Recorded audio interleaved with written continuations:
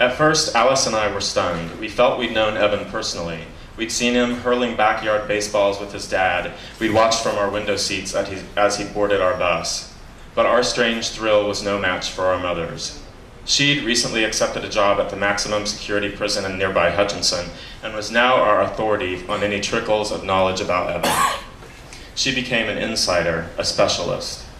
Evenings, I'd watch proudly as she unbuttoned her walnut brown uniform and took her hair from its bun. I'd stare at her badges, the belt on which hung a gold knob nightstick, and most astonishingly, a gun. Perhaps I believed our mother could save Evan Carnaby. Perhaps she believed it too.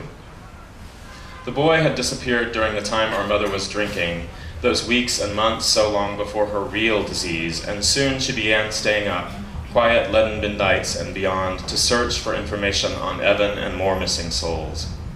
I remember hunkering downstairs to find her in the darkened kitchen, absorbed in her new undertaking. The staggered breathing, the rustle of newspapers, the sudden glint of scissors, and the slow narcotic linger as I watched her slump across the table, hair fanning across the bourbon bottle, ice melting in her favorite green glass. In the mornings, Alice and I would wait to find all the faces watching us, Evan and his vanished companions, their photographs taped and pasted and pinned to our walls. For a while, those new nights of her woozy kitchen table enterprise, we tried to assist or federate. But neither my sister nor I could match her compulsions.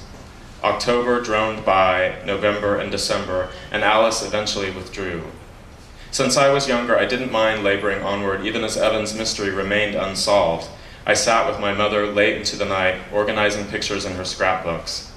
I remember her explaining in her Jim Beam voice how badly she wanted to meet the deserted ones, the innocents left behind by those who had vanished, the wives and husbands, the distraught insomniac parents.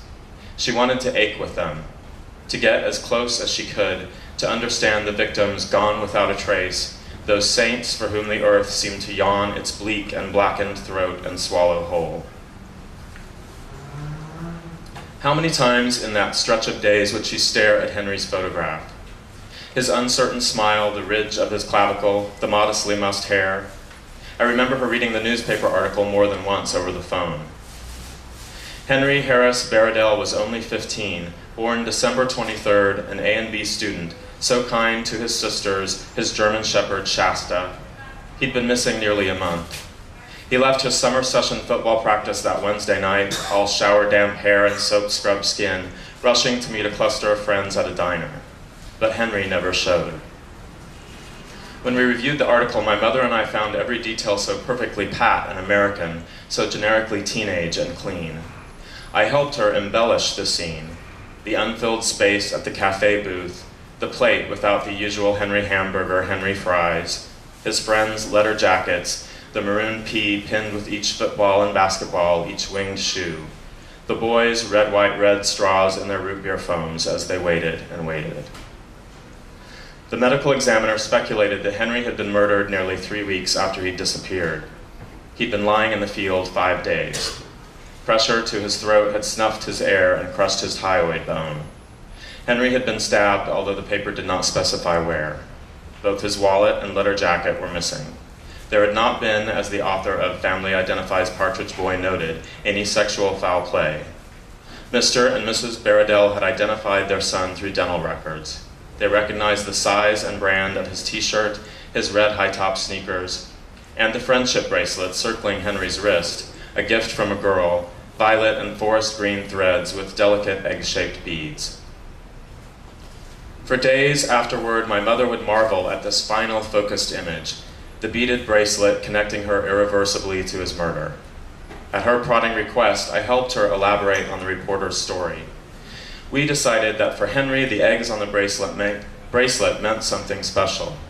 According to the article, his grandparents kept a farm just east of Partridge, and we guessed Henry often worked in the hatchery, the chicken coop with its aisles of white warmth, of red beaded eyes.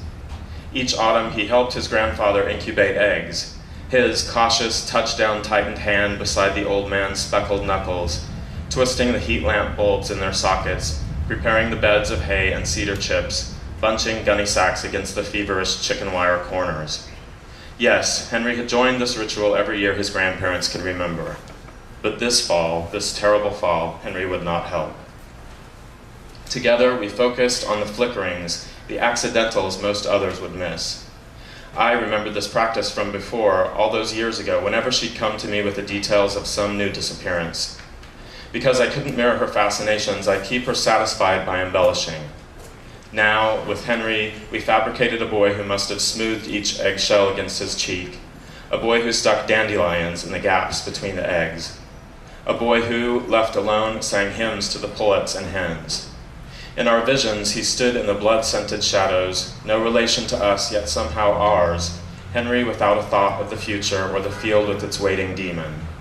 Henry, poised beside his grandfather's incubator, letting lamplight warm the eggs, shudder them, until, at last, some miracle evening, when a single shell cracked and the firstborn head emerged, damply dazzled thing, breathtakingly alive.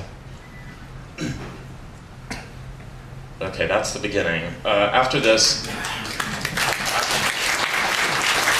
one claps in the middle.